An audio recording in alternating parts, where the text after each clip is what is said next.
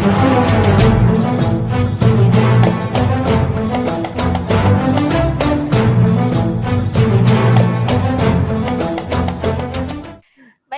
sudah siap beliau yang kami hormati, Ibu Monika Raharti, MSI PhD.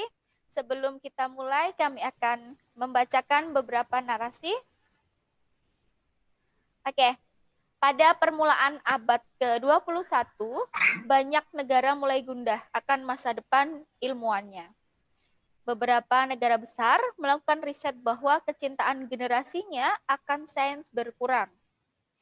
Hal ini mulai dialami juga oleh negara kita, Indonesia. Penelitian sains menjadi dasar penting untuk melahirkan generasi saintis yang produktif. Bagaimana masa depan saintis Indonesia? Bagaimana guru menjadi role model dari peserta didik sebagai peneliti belia?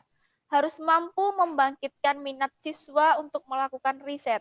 Dan bagaimana pula guru yang mampu membimbing peneliti muda perlu menginformasikan dan memberikan penekanan yang jelas supaya apa yang dilakukan pendidik saat ini benar-benar membantu siswa menjadi ilmuwan masa depan. Oke, di sini bersama kami sudah bersiap penggiat riset Indonesia, kebanggaan Indonesia. Beliau yang kami hormati Ibu Monika Raharti, MSI PhD. Dan sedikit CV dari beliau. Beliau lahir di Bandung pada tahun 1965, tepatnya 3 Januari. Dan beliau menyelesaikan pendidikan dari SD hingga SMA di Santa Angela, Bandung. S1 dan S2 Fisika di ITB. Kemudian baru saja beberapa waktu lalu beliau mendapatkan gelar PhD dari Doktor Fakultas Pendidikan Teknik dan Vokasional Universitas Pendidikan Sultan Idris Malaysia. Beliau pernah menjadi guru fisika maupun matematika, kemudian dosen jurusan fisika di Universitas Katolik Parahyangan Bandung, dosen jurusan Teknik Sipil ITENAS Bandung, dosen Teknik Elektro Universitas Telkom Bandung, kemudian dosen jurusan Green Energy Surya University Tangerang, dan beliau sekarang diamanahi sebagai Direktur Center for Young Scientists, kemudian Direktur Terapi Alam Kegiatan Alam Bebas untuk anak berkebutuhan khusus. Selain itu, beliau adalah trainer matematika dan fisika gampang, asik, dan menyenangkan. Kemudian penelitian bidang sains, kemudian bimbingan anak bagi anak berkebutuhan khusus di alam terbuka. Selain itu, beliau sangat terkenal sekali sebagai juri riset di tingkat nasional maupun internasional. Untuk organisasi, beliau adalah pendiri dari Yayasan Pengembangan Peneliti Belia Nusantara, kemudian beliau adalah representatif atau wakil Indonesia untuk International Conference of Young Scientists.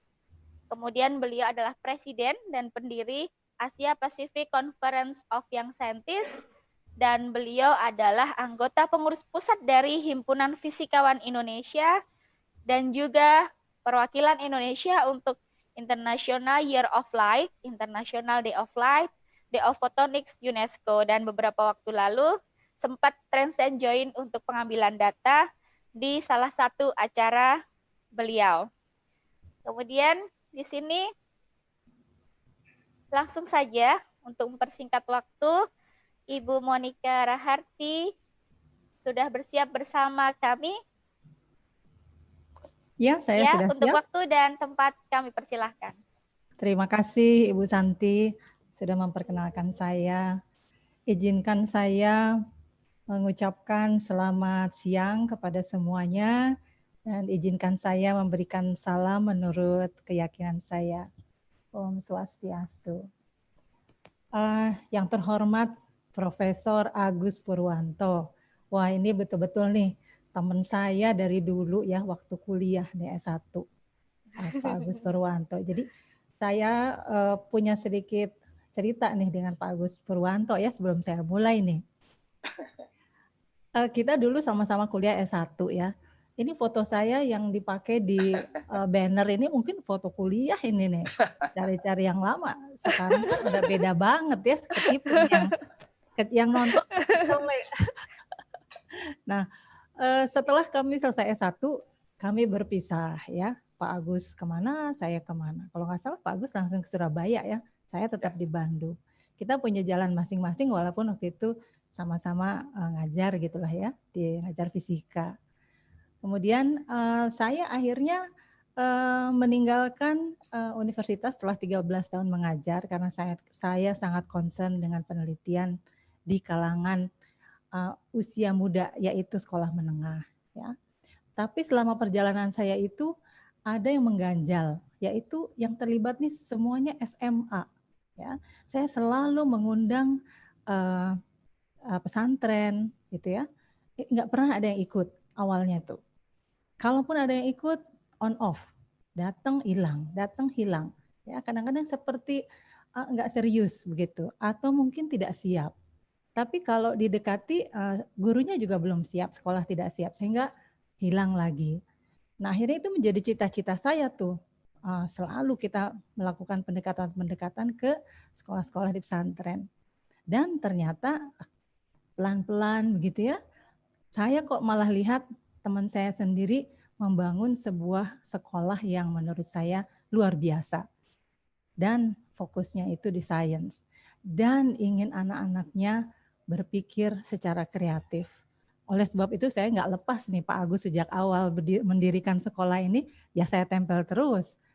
Bahkan kalau ada kesempatan apapun bisa bersama-sama dengan guru-guru dan siswa, selalu kami mencoba untuk bersama-sama. Jadi kesempatan ini saya mengucapkan banyak terima kasih Pak Agus. Sekaligus juga Pak Agus terima kasih karena sudah membuat mimpi saya terlaksana. Dan yang kedua, selamat ulang tahun untuk Trend Science ya. Terima kasih Bu Nike. Ya, sama-sama Pak. Saya juga ingin menyapa Profesor Sutopo, senang bisa bertemu Bapak di sini, dan Ibu Lutfiah yang mungkin sudah meninggalkan tempat ya, senang bisa banyak belajar di sini. Baik, saya akan share screen untuk menyingkat waktu. Sebentar ya.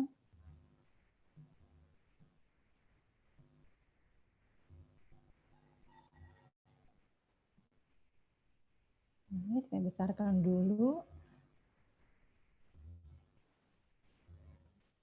slideshow.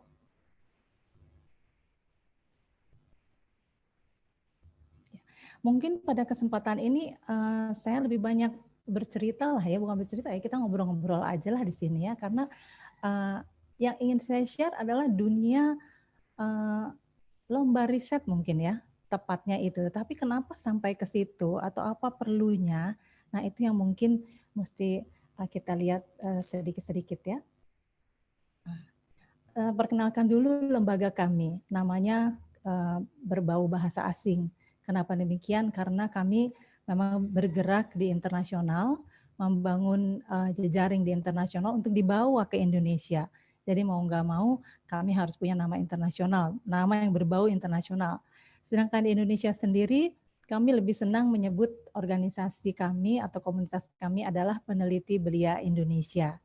Kantor pusat kami di Jakarta, memang kami juga ada cabang di Bandung.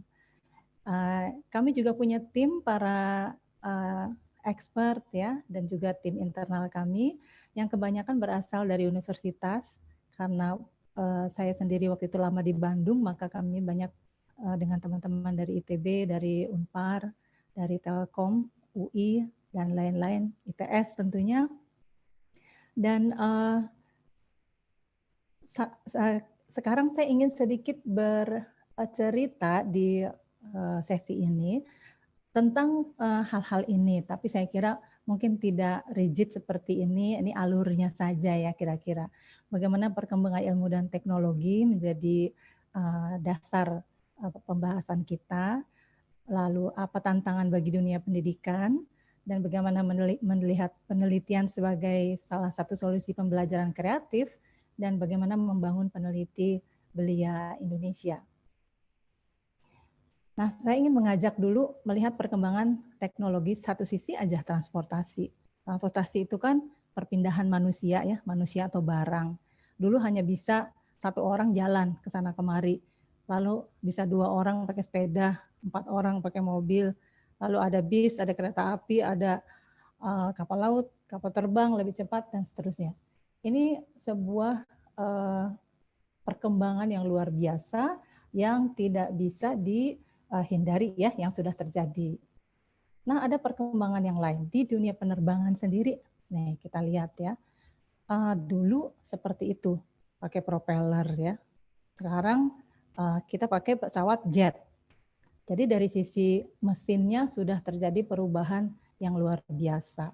Ukurannya berubah, beratnya berubah, kapasitasnya berubah, ya, beratnya berubah, kecepatannya berubah, dan jangkauannya pun berubah. Semuanya kelihatannya makin besar. Tapi apakah memang demikian perkembangan itu? Nanti kita lihat. Ya.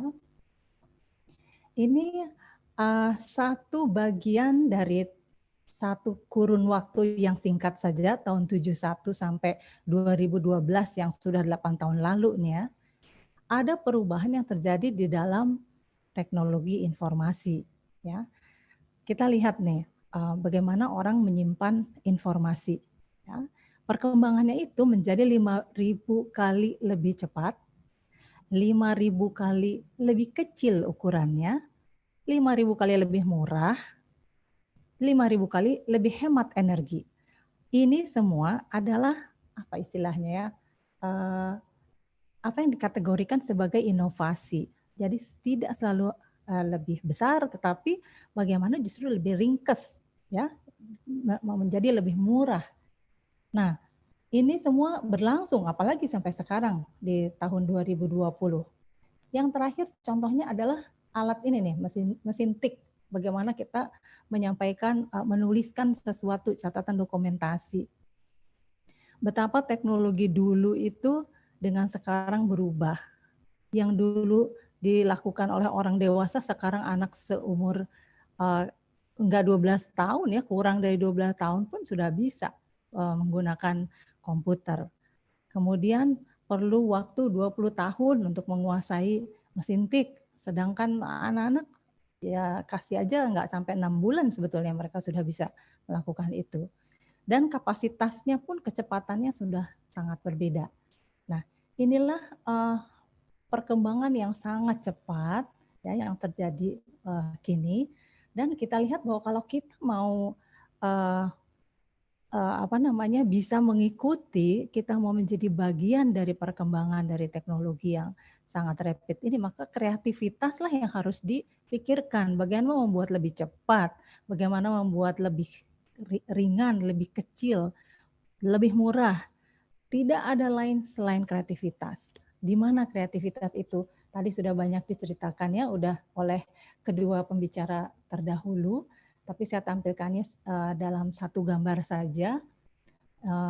Ya ini pembelajaran abad 21, kita lihat bahwa di bagian yang warna kuning, di situ muncul adanya di dalam learning and innovation skill, 4C itu, muncul itu critical thinking, communication, collaboration, dan creativity. Ya, nah tetapi kita lihat lagi apa sih yang terjadi sekarang ini? Kita butuh kreativitas, ya. Adakah itu di dalam diri manusia Indonesia? Saya ingin mengajak melihat gambaran yang kurang baik, ya, yang tidak menyenangkan, tapi harus kita lihat dulu nih. Banyak terjadi kan tawuran ya, di foto ini saya lihatkan. Ada tawuran sebelum pandemi ya catatannya. Kemudian geng motor ya, sangat mudah terjadi karena 80% kendaraan di Indonesia itu sepeda motor. Ya, kemudian narkoba, luar biasa. Narkoba bukan hanya di siswa, di anak muda, orang tua, ya semuanya sekarang sudah terjamah oleh narkoba. Nah, kenapa keadaan ini, chaos ini seperti ini? Kami pernah melakukan sebuah studi kecil, ya, perilaku begitu, melihat mengapa ada perilaku ikut-ikutan seperti itu, dan kami menggunakan Ventura simulation untuk melihat apa sih kira-kira biang keladinya gitu ya. Nah, yang surprise ini terlepas Anda setuju atau tidak, ya, kami melihat perilaku ikut-ikutan ini salah satunya disebabkan oleh kepekaan terhadap lingkungan yang kurang, kepercayaan diri yang kurang, kapasitas analisa yang kurang. Kenapa? Ya, dia melihat, dia tahu akibatnya, tapi juga nggak sempat analisa, pokoknya ikut. Ya, diajak ikut. Pemahaman terhadap nilai yang kurang. Ini yang menyebabkan kapasitas analisanya tidak baik. Ya. Pemahaman terhadap nilai kurang. Lalu kapasitas analisa kurang juga karena kemampuan mengingatnya kurang. Apa yang baik, apa yang tidak baik. Stimulasi yang diterima juga tidak bagus. Lalu ada lagi tekanan sistem evaluasi. Evaluasi apa? Ya salah satunya kalau buat anak-anak ya di sekolah. Ya, itu tekanan buat anak-anak. Kemudian kenapa nggak percaya diri? Ya kurang berpikir panjang, ya tidak mampu berpikir panjang. Kemudian ini saya malah nggak bisa lihat. Bentar. Ya, kualitas pengambilan keputusannya tidak baik dan masih banyak yang lain lagi. Ya, sebentar nih saya. Nggak bisa di ini. Ya, nah akhirnya ujung-ujungnya itu yang kami lihat adalah orientasi akademik. Ya, orientasi akademik loh. Ini apa? Sepertinya ini menyalahkan sekolah nih ya. Saya ngeri juga nih ngomong gini, tapi ya inilah yang kami punya. Ya, hasil penelitian kami seperti ini. Lalu kita lihat lagi di sekolah. Ini gambaran sekolah masa kini. Ya, sekarang sih di depan komputer ya, tapi terakhir-terakhir itu kita lihat anak-anak belajar ke depan ya. Itu yang di sibuk sekali nulis-nulis ya, hitung-menghitung, sangat sibuk ya. Tapi saya punya gambaran yang lain nih di sekolah yang lain. Ini gambaran yang sangat umum. Gambaran yang lain itu seperti ini. Ini kita bisa tebak ini bukan di negara kita ya. Tapi ada beberapa sekolah, biasanya sekolah internasional ya, yang memang sangat eksklusif, itu gambarannya seperti ini. Beda sekali. Di sini kalau tadi siswanya tuh sangat pasif ya, pasif dan pokoknya sendiri-sendiri mereka nulis. Di sini tidak. Mereka sangat aktif. Ditanya semua mau ngomong. Lalu berani ya, sangat ekspresif. Nah, kalau ini gambaran di sekolah kita di Indonesia. Siswa yang lebih ekspresif itu bisa terjadi apabila ruangannya, ya ini saya kira juga di teori-teori ada ya, ruangannya tidak menghadap ke depan kelasnya, tapi mereka diberi sedikit kebebasan untuk berdiskusi, untuk mengemukakan pendapat. Ya, dan bukan yang nggak ada guru ini, ada guru tapi mereka bekerja dalam kelompok dan semuanya boleh mengemukakan pendapatnya. Gitu ya, suasananya sangat mendukung untuk mereka. Nah, apakah belajar seperti itu mudah ya, membuat kelas seperti itu? Tidak mudah memang. Tapi mungkin kita bisa sedikit memberikan solusi, yaitu dengan melakukan penelitian ya, proyek-proyek penelitian di sekolah ya, research atau penelitian. Kita mengajak anak-anak untuk kreatif. Kenapa kreatif? Karena dalam research itu kita terpaksa belajar dari alam, ya, bukan hanya dari buku. Buku tidak cukup. Ya, kemampuan kita membaca yang dibutuhkan. Informasi di mana-mana ada. Ya, kemampuan membaca di internet yang diperlukan, kemampuan sorting di internet yang diperlukan. Tapi ada hal lain. Kita juga belajar dari alam. Ya, seperti di gambar ini. Ya. Ide itu datang dari mana? Dari alam. Ini contohnya. Ya, bagaimana kita membuat sebuah alat yang secara simpel sebetulnya kita lihat dari sehari-hari ada barang seperti itu. Ya, ini apalagi untuk siswa yang masih dini, yaitu pada level sekolah menengah. Kemudian saya ingat apa yang disampaikan oleh salah seorang Nobel laureate dalam bidang fisika tahun 1996. Bapak Douglas Dean Osheroff. Waktu itu kami bertemu di Singapura karena ada acara pertemuan fisikawan sedunia di situ. Beliau mengatakan bahwa research is questioning the nature and the nature will answer. Ya, jadi saya kira kita semua bisa bahasa Inggris ya. Oke. Meneliti itu sebetulnya bertanya kepada alam. Nanti alam akan memberikan jawabannya. Ya. It is difficult to understand what the nature is trying to tell us. Ya, tidak mudah untuk memahami apa yang disinyalkan oleh alam. Memang tidak mudah. Ada cara untuk membacanya, banyak cara untuk membacanya. Tapi salah satu cara saya pilih yaitu melalui kegiatan scientific research ya, yang mengutamakan scientific mind. Jadi cara berpikir ilmiah. Gitu. Terus anak-anak mau dibawa riset. Risetnya yang kita tahu nih ya, untuk yang sudah sampai ke bangku universitas, yang namanya riset itu ruwet. Nah, alurnya aja seperti ini. Coba kalau ini dikasih ke anak SMA SMP, kan nggak ada yang mau ikutan kita riset. Maka disederhanakanlah. Kami coba untuk menyederhanakan dalam kata-kata yang lebih ringkas seperti ini. Sebetulnya saya punya penjelasan yang lebih membumi ya, tapi saya kira mungkin waktunya tidak cukup. Nah, yang penting adalah bahwa siswa itu sejak dini kita ajak untuk melakukan observasi. Tapi itu tidak cukup. Observasi itu kan ngelihat, merasa, meraba ya, dengan segala ini kita, kemampuan kita. Setelah itu apa? We have to be critical, harus menjadi kritis untuk mempertanyakan. Dan memang pertanyaannya semakin mendasar, itu semakin baik, semakin fundamental. Ya, dan pertanyaan fundamental itu adalah why, kenapa? Ya, kenapa seperti itu? Kenapa kejadiannya? Kenapa kelihatannya seperti itu? Pertanyaan-pertanyaan itu yang harus dipikirkan dan dicari jawabannya. Ya, dari pertanyaan yang paling simpel sampai yang paling sulit. Dari step awal riset sampai akhir itu tidak pernah ada berhenti pertanyaan-pertanyaan itu muncul. Ya. Ada satu saran saya. Ya.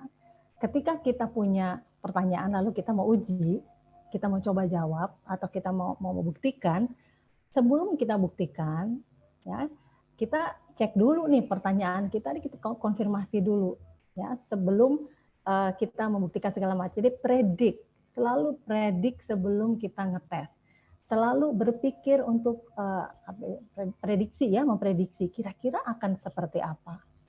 Nah, ini sangat penting untuk melatih critical di kepala kita.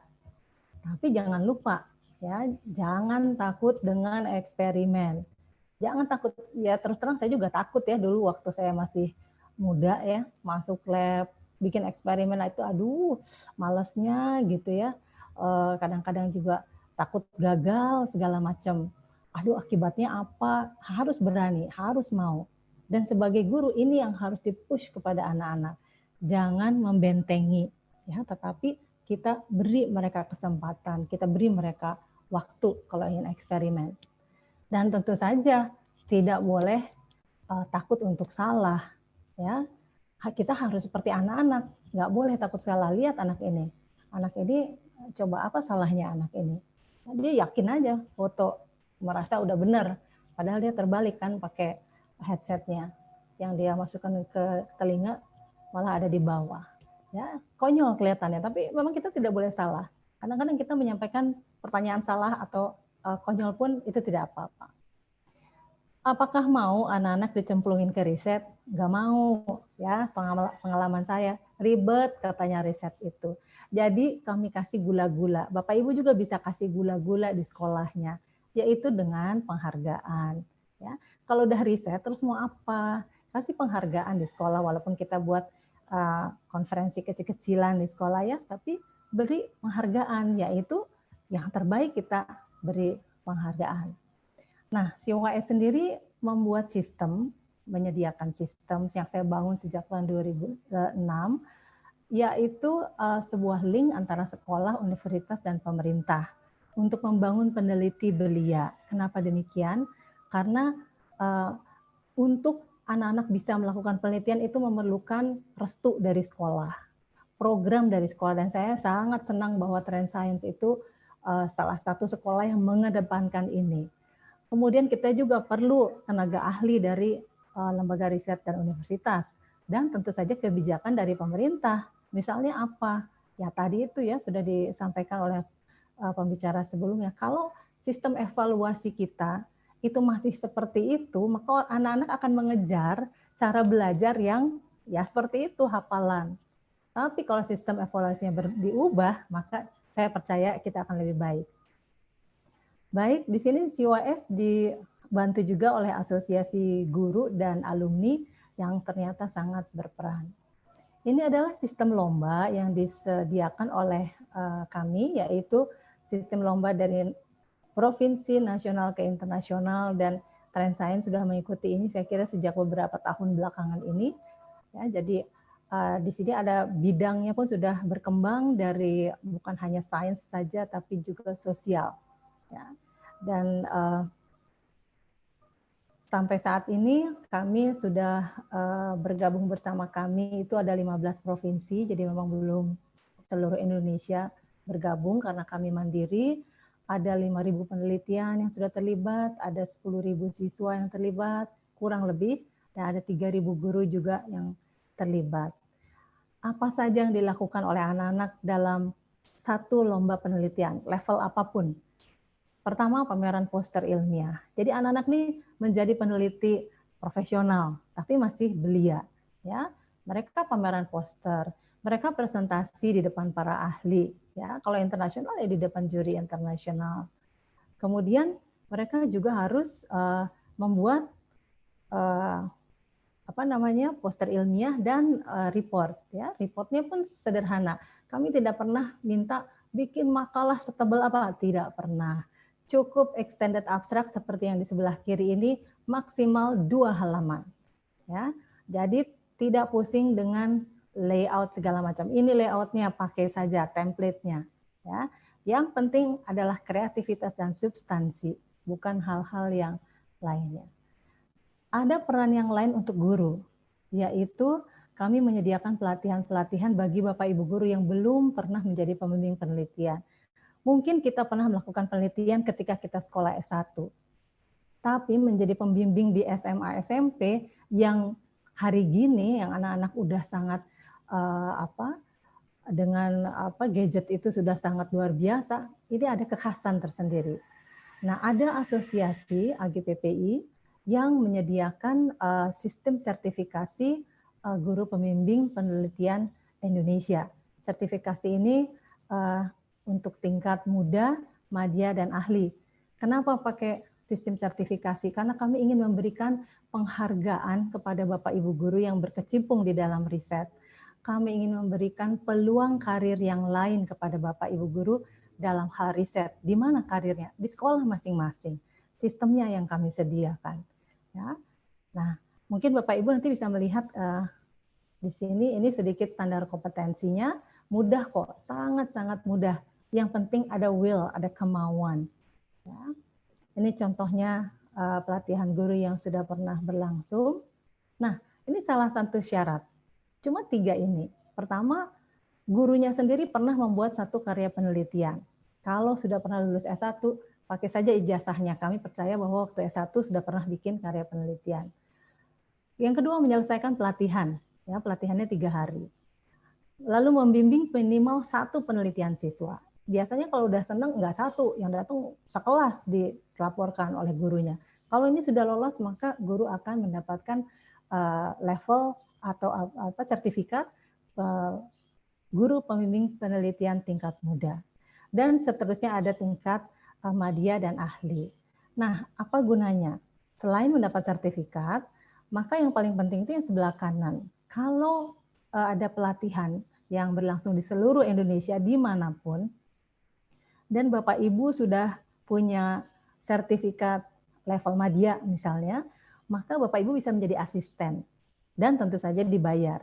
Ketika kita menjadi asisten, untuk yang lain tambah pintar justru. ya, tambah jago, tambah hebat. Untuk Bapak Ibu guru yang sudah menjadi ahli, jadi level ahli, maka boleh menjadi trainer. Semakin banyak kita berbagi, semakin ilmu kita bertambah banyak. Dan tentu saja semua ini ada rewardnya, ya. Karena ini kan sebetulnya juga sebuah proyek, dan ini berjalan tidak hanya di satu tempat, tapi berjalan di berbagai tempat ya di Indonesia. Jadi bukannya kita hanya boleh melakukan di sekolah kita. Iya, Bu Santi. Mohon maaf Ibu Monica, saya interupsi ya. Iya. Iya. Waktunya sudah habis untuk materi dari Ibu. Oh gitu ya. Oke, baik. Iya, mohon maaf sekali. Ini pertanda nanti event lain harus diadakan gitu ya Ibu ya. Iya, boleh Bu. Begitu Ustadz Agus Purwanto ya. Baiklah. Betul. Baiklah, kita menginjak di sesi kedua tanya jawab sekaligus dari dua pembicara kami hari ini, yaitu Profesor Sutopo dengan Ibu Monica Raharti PhD. Mungkin terlebih dahulu ini sudah masuk pertanyaan di kolom chat kami kepada Profesor Sutopo. Yang pertama dari Bagus Dwi Jaya. Beliau di Ketapang, Kalimantan Barat. Jadi penguasaan konsep sangat penting bagi setiap siswa, begitu ya Prof ya. Utamanya penguasaan konsep sains dalam memahami permasalahan kehidupan. Dan pertanyaan dari Pak Bagus adalah bagaimana guru bisa menekankan penguasaan konsep siswa dengan cara yang lebih baik. Jadi ini langsung praktisnya bagaimana begitu. Monggo Profesor Sutopo. Nanti juga akan ada pertanyaan yang kedua. Ini dari Ibu Wilhelmina Cameo.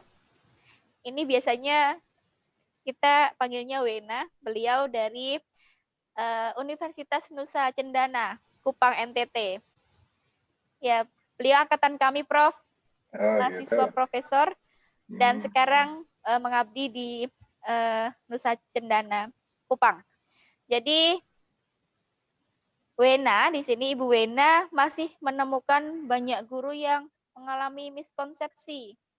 Kemudian bagaimana menurut Profesor solusi yang terbaik untuk mengatasinya. Jadi ini adalah tips-tips dari dosen untuk guru atau mahasiswanya begitu Prof. Monggo Profesor dipersilahkan kembali. Terima kasih Bu Santi, Pak Bagus, Bu Wena, terima kasih pertanyaannya. Penguasaan konsep sangat penting, iya. Tapi sekali lagi bukan konsepnya sendiri sebenarnya yang kita tekankan di dalam dunia ini ya, di dalam pembelajaran itu, tetapi bagaimana siswa menggunakan dasar di dalam berpikir, itu yang lebih penting. Ya betul ya, Pak. Jadi benalar di dalam sains itu kan menggunakan prinsip-prinsip sains. Nah, maka ini critical thinking-nya adalah bagaimana siswa itu taat asas menggunakan ide sains yang relevan di dalam memecahkan persoalan. Itu. Nah, khusus dalam fisika, pada umumnya siswi tadi ya, kecenderungan umum siswa mempelajari fisika itu menghafalkan rumus dan menggunakan rumus itu untuk memecahkan soal-soal. Nah, seringkali cara siswa berpikir adalah mengidentifikasi variabel saja. Ya, ada nuansa kecepatan, oh langsung tulis V berapa. Kemudian ada nuansa jarak, misalkan jarak berapa. Terus pertanyaannya apa misalkan? Ya biasanya langsung mencari rumus yang menghubungkan variabel-variabel itu. Nah, berpikir begitu itu hanya namanya ya plug and chuck ya, plug and chuck gitu ya. Comot gas gitu ya. Fisikanya nggak pernah dipikirkan. Nah, gimana supaya siswa bisa memahami fisika menggunakan rumus itu penuh makna? Maka pertama, asal muasal rumus perlu dipikirkan. Ya. Jadi ini saya mungkin mengelaborasi makna kreativitas dalam fisika. Oke, yang paling sederhana semua kita mengajarkan tentang gerak. Pengalaman sehari-hari siswa memahami gerak itu suatu benda dikatakan bergerak jika posisinya berubah terhadap waktu. Nyatakan itu. Ya. Coba dari situ bagaimana kita membuat formulasi model matematik untuk mendeskripsikan gerak. Nah, maka langkah pertama, di sini ada kata-kata yang berubah terhadap waktu. Berarti waktu satu besaran penting. Posisinya berubah, berarti posisi ini hal yang penting di dalam mendeskripsikan gerak. Maka proyek berikutnya untuk mendeskripsikan gerak adalah menentukan hubungan dari posisi dari waktu ke waktu. Matematikanya nanti misalkan ke satu dimensi XT kayak apa. Nah, dan seterusnya. Nah, benda berpindah. Apa yang maksud berpindah itu? Dari sini ke situ. Nah, sini tadi posisi awal, situ posisi akhir. Ayo dimatematika kan. Ya. Berarti perpindahan, nanti definisi operasional kita mengukur adalah posisi akhir dikurangi posisi awal. Nah, tentunya model gerak yang paling sederhana itu perpindahannya ajak dalam waktu tertentu, pindahnya sama. Berarti bahasa matematikanya, mathematical thinkingnya tadi, perpindahan dalam konteks yang gitu, kita bisa modelkan berbanding dengan waktu. Nah, faktor kesebandingannya nanti dinamai kecepatan. Dan terusnya. Nah, jadi maksud saya idenya adalah, ayo matematikanya itu dibangun bersama-sama. Ya. Jangan gerak itu ada dua macam, GLB, GLBB. GLB begini rumusnya, GLBB begini rumusnya. Ini contoh soalnya. Itu tidak akan membawa siswa paham tentang apa yang dipelajari. Oke, mungkin itu ya. Nah, bagaimana mengatasi miskonsepsi? Nah, miskonsepsi itu yang punya tidak merasa miskonsepsi, itu masalah besarnya ya. Itu. Jadi hanya dengan berpikir reflektif ya, melihat konsistensi satu pemikiran dengan pemikiran lain. Itulah seorang bisa mengoreksi apakah ilmunya koheren. Logikanya gampang nanti. Kalau ada dua pandangan dan dua pandangan itu menghasilkan untuk menjelaskan suatu fenomena dan menghasilkan penjelasan yang berbeda, ya, maka bisa dipastikan tidak ada yang salah satu salah. Ya. Nah, berpikir menentukan salah satu yang salah, kemudian memilih mana yang benar. Itu sebenarnya adalah di dalam apa tadi 8 practices tadi yang dinamai dengan developing explanation. Jadi kalau kita membuat penjelasan yang dalam hal khusus bisa menjelaskan semua, ya. Tapi di dalam tema yang lebih lain, di konteks lain, penjelasan A bisa, penjelasan B tidak bisa. Nah, mana dua penjelasan tadi yang kita pilih? Ya, yang kita pilih yang paling powerful, artinya bisa menjelaskan fenomena yang lebih luas, ya, konsisten, tidak bertentangan dengan yang lain. Begitulah. Nah, memang untuk mengenali seseorang mengalami miskonsepsi, itu yang paling efektif adalah berinteraksi dengan komunitas. Nah, jadi kalau guru-guru, kalau tadi Bu Wena itu mensinyalir teman-teman guru mengalami miskonsepsi, terus gimana nanti? Nah, maka ada wahana kolaborasi di MGMP, mungkin antar sekolah, MGMP di dalam sekolah, itu perlu digunakan. Dengan diskusi, ya, itu sangat mungkin menemukan perbedaan pendapat. Kalau ada perbedaan pendapat, sangat mungkin dua-duanya salah, ya. Tidak mungkin dua-duanya benar, misalkan itu ya. Mungkin itu bisa digunakan. Saya kira gitu ya. Nanti kita sambung lagi. Waktunya kan juga tidak begitu banyak. Mudah-mudahan bisa membantu. Pak Bagus, terima kasih. Bu Wena, terima kasih. Oke. Saya kembalikan Bu Santi. Monggo. Baik, Prof. Terima kasih atas penjelasannya. Jadi karena sekali lagi Profesor Sutopo juga harus meninggalkan webinar terlebih dahulu, tanpa saya mengulangi atau merisum, saya kira penjelasan beliau sudah menjawab pertanyaan dari Pak Bagus dan Ibu Wena. kami mohonkan kepada Profesor Sutopo untuk berkenan menyampaikan closing statement sebelum meninggalkan acara. Dipersilahkan. Iya, terima kasih. Tadi di slide terakhir saya adalah selamat berjuang untuk Trans Science ya. Semoga terus berkibar ya, membuat Amin. santri-santri kita menjadi santri-santri yang ilmuwan.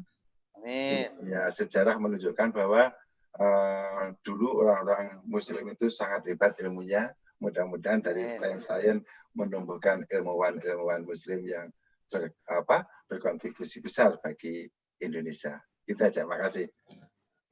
Amin. Matur nuwun. Terima kasih, Pak. Nggih, matur nuwun. Apa? Baik, Profesor Sutopo, semoga kesempatan lain bisa hadir di Trensen, kami tunggu ya kehadirannya. Terima kasih, Bu Santi. Pak Bagus, mohon maaf, Amin. Sami. Bu Monika, luar biasa. Terima kasih inspirasinya, Bu Monika. Dan teman lain, mohon izin saya mau pamit. Assalamualaikum warahmatullahi wabarakatuh semuanya. Waalaikumsalam warahmatullahi wabarakatuh. Oke, baik, kita lanjutkan. Di sini Ibu Monika sudah kebanjiran pertanyaan, Ibu. Tapi mohon maaf Bapak Ibu peserta tidak bisa semuanya kami sampaikan di forum ini.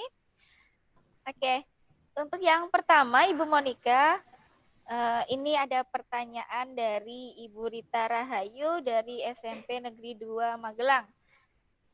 Beliau adalah salah satu dari anggota Forum Guru Pembimbing Penelitian Belia, atau tadi sudah disampaikan ada AGPPI begitu ya Ibu. Iya. Jadi dan informasi lagi bahwa putra beliau adalah salah satu dari pemenang lomba riset yang diadakan oleh Siwa Esprit. Beliau sudah menuliskan di kolom chat ucapan terima kasih secara personal kepada Ibu Monika Rahati seperti itu. Jadi Ibu Monika mohon bertanya, beliau menanyakan bagaimana kita memotivasi siswa untuk melakukan penelitian di masa pandemi ini. Sebab saya kebetulan mengajar kelas 7 dan sama sekali belum pernah bertatap muka dengan para siswa. Begitu Ibu. Ini untuk pertanyaan pertama. Dan yang kedua, bagaimana kita bisa menjadi guru sekaligus teman diskusi yang baik bagi siswa yang sedang melakukan riset. Ya, mohon Ibu Monika dipersilahkan. Ya, baik. Terima kasih atas pertanyaannya. Sekali lagi selamat ya untuk Ibu Rita Rahayu. Untuk pertanyaan yang pertama, tadi tentang bagaimana memotivasi siswa. Ya, tadi kan sudah saya sampaikan memang susah ya kalau kita ngajak ayo begitu tuh susah. Anak sekarang tuh harus dilihatin dulu. Ini untuk apa? Kalau saya repot-repot, untuk apa? Gitu. Dan kalau diberitahu untuk apanya yang dahsyat-dahsyat, yang artinya awang-awang, mereka nggak tertarik ya. Makanya dibuat dulu nih di belakang, bikin programnya di mana mereka akan senang terakhirnya. Misalnya, kalau program di kelas itu nanti setiap siswa yang membuat project atau kelompok itu, mereka hasilnya akan di-upload di media sosial misalkan, lalu voting. Nah, anak sekarang tuh kan semuanya senang ini ya, selfie, senang exposure gitu. Ya kita ikutilah mereka seperti itu secara positif. Jadi hasilnya nanti akan ditampilkan di mana, misalkan di YouTube, lalu akan voting, atau nanti ada WA group atau apapun ya, media sosial, Instagram. Nah, itu akan ditampilkan. Biasanya mereka akan lebih tertarik.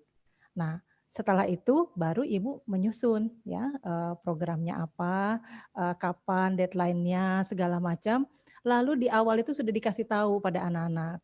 Ini loh kita akan membuat ini, akhirnya nanti seperti ini, terakhirnya kalian akan mengikuti apa. Nah, kalau mereka tahu sampai ujung biasanya mereka lebih tertarik. Yang kedua, nanti problemnya adalah, aduh cari idenya gimana nih ya, anak-anak tuh begitu. Terus semua tanya guru, minta ide. Nah ini yang paling tidak boleh. guru tidak boleh memberikan ide kepada siswa. Itu di lomba kami yang sampai ke internasional ya, itu biasanya ketahuan. Akhirnya ketahuan, nggak usah anaknya ngaku, ini sebetulnya ide siapa, sangat mudah ketahuan. Nah, kalau ingin idenya itu keluar dari siswa, kita yang harus mampu menggali ya, memancing. Jadi di awal program itu ada yang namanya sesi menggali ide. Jadi anak-anak tuh dipaksa untuk melihat, observasi. Jangan, ayo lihat-lihat, enggak, tapi ditanya aja, apa sih yang kalian rasa, yang menurut kalian ini nggak puas apa sih sekarang gitu, ya. Apa yang ngeganjel, apa yang bikin kalian kesel sekarang ini? Ayo pandemi, oh nggak boleh ke sana, nggak boleh ke sini. Nah, terus diikutin terus pertanyaannya. Terus kalau emang kenapa? Mau pergi-pergi kenapa? Kira-kira gimana caranya? Jadi terus ya, apa yang mereka rasakan itu digali, digali, digali sampai akhirnya mereka mendapatkan satu masalah yang bisa dicarikan solusinya secara simpel.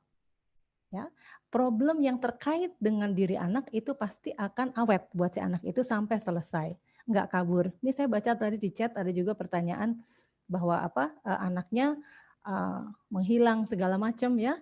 Nah, kalau ide itu dari guru, anaknya begitu ketemu problem akan lari. Nggak bisa, kabur aja hilang. Tapi kalau problem itu dicari oleh anak itu sendiri, dia punya passion untuk menyelesaikan itu. Saya kejar, saya ingin tahu ujungnya gimana. Ya, kira-kira itu Bu Santi ya. Ini supaya menghemat waktu. Yang kedua ya, ada pertanyaan kedua. Yang kedua tadi apa ya Bu Santi ya? Jadi guru dan teman diskusi Ibu Oh, bagi ya. siswa yang meriset. Untuk jadi teman diskusi ya, ya kita nggak bisa lagi lah bilang bahwa guru itu tahu segalanya, itu udah nggak zaman, udah nggak laku. Kita kalau mau humble, anak-anak lebih tahu dari kita. Kenapa? Mereka lebih sama gadget lebih hebat daripada kita. Mereka lebih cepat daripada kita. Jadi soal informasi itu mereka sebetulnya kebanjiran kalau soal tahu nggak tahu. Nah, akibatnya apa? Kita harus cukup rendah hati untuk istilahnya menjadi bukan orang yang paling tahu. Dengan menempatkan diri seperti itu, mereka akan senang. Dan yang kedua, kita jadi bisa bilang, wah ibu belum tahu, ayo kita cari sama-sama. Yuk kita tanya ke sana, yuk kita baca di sini. Itu lebih seru buat anak-anak. Ya, jadi jangan lagi menempatkan diri kita superior. Itu yang saran saya. Kuncinya hanya itu. Terima kasih. Penjelasannya sangat aplikatif sekali. Jadi ini mencolek semua guru-guru para peneliti belia untuk bisa mengaplikasikan tips-tips dari beliau.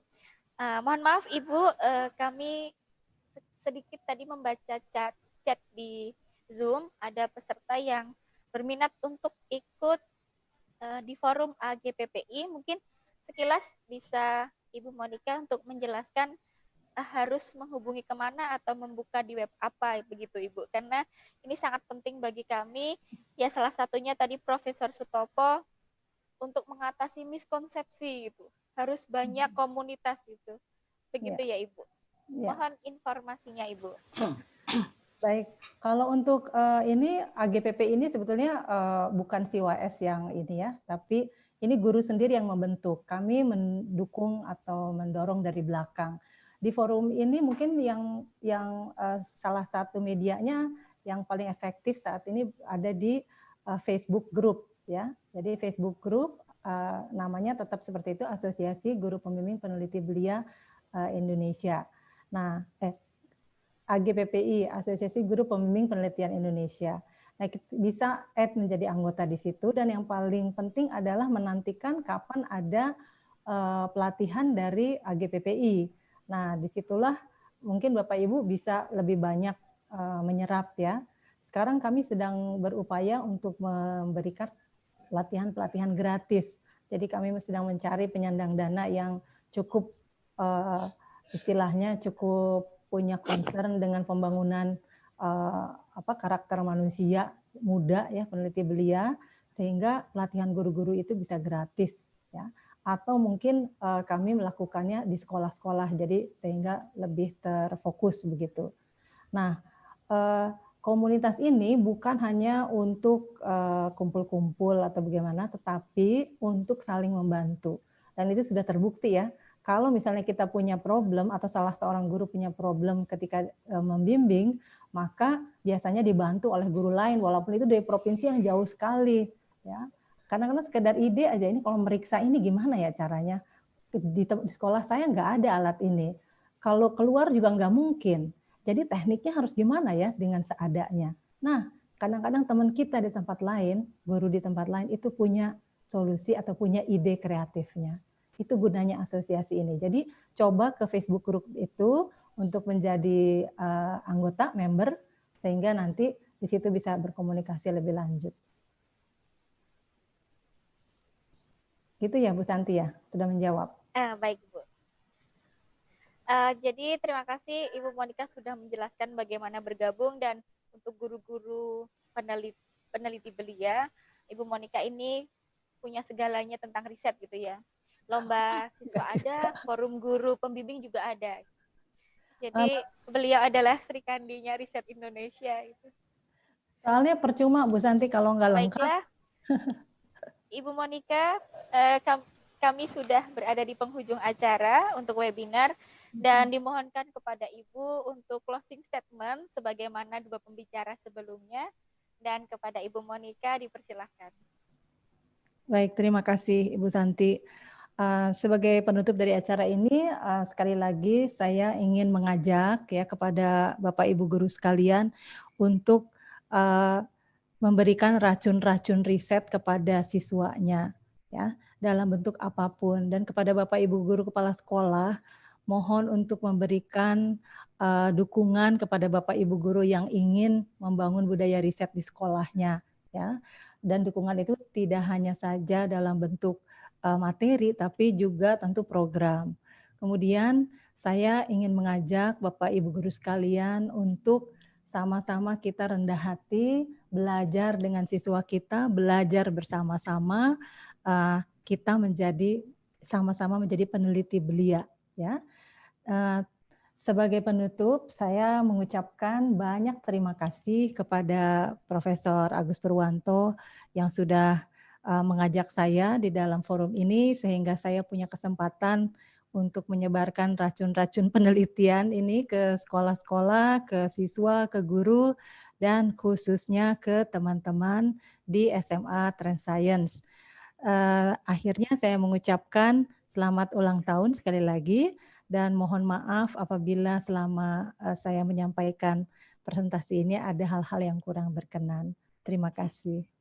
Baik Ibu Monika, kami dari panitia mengucapkan terima kasih banyak di sela-sela kesibukan sudah menyempatkan waktu untuk masuk di webinar kami, dan semoga nanti jika ada event lain kami mengundang Ibu atau Ibu bisa berkenan berkunjung ke Sragen. Dengan senang hati. Mungkin sekaligus reuni dengan Profesor Agus Purwanto mungkin. Iya, nanti saya bawa pasukan. Nanti dengan Sri Kandi yang lain. Iya. Dengan Profesor Esti Kartini. Iya. Jadi ini saya bawa alumni semua nih ke sana, Pak. Iya.